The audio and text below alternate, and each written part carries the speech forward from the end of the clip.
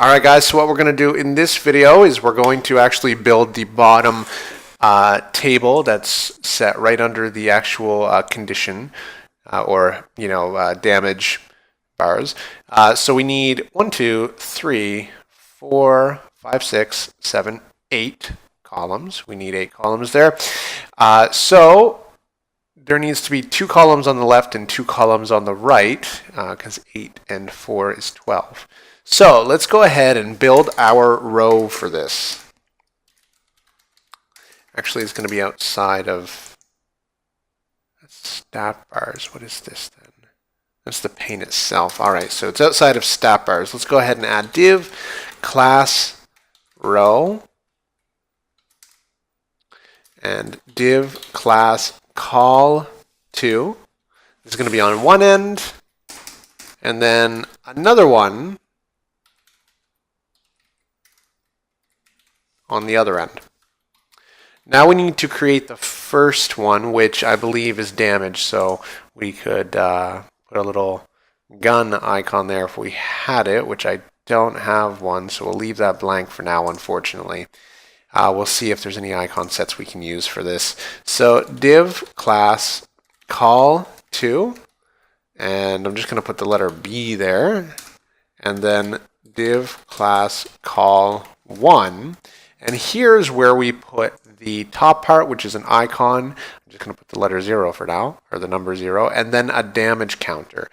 So all these numbers are the same size. So we can say div class icon, and then just have the letter O.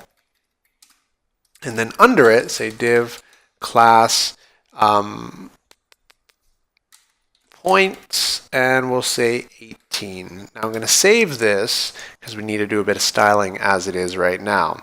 Or actually, we could duplicate each one of these and then do the styling after. So let's go ahead and do that. We need an empty 1 column, so div class call 1.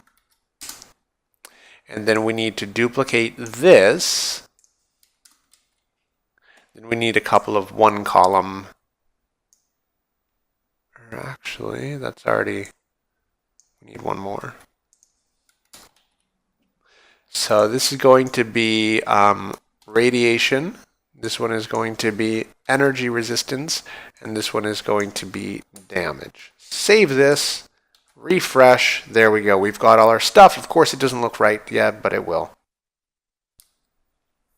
So what we're going to do is we're going to put a margin right of like 2 pixels for each of these.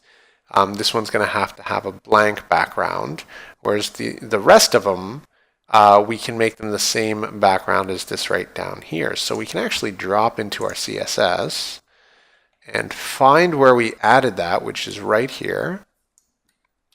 And now we need to add a class to this row. And let's call it stat numbers. Save, jump back over to our CSS and say stat numbers, call 1, and stat numbers call 2. I'm going to apply this background.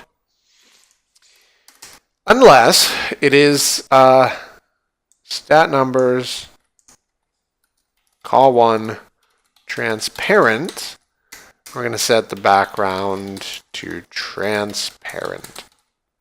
Save this and refresh. Now we've got to actually go ahead and add that. So the ones that are transparent on the first one,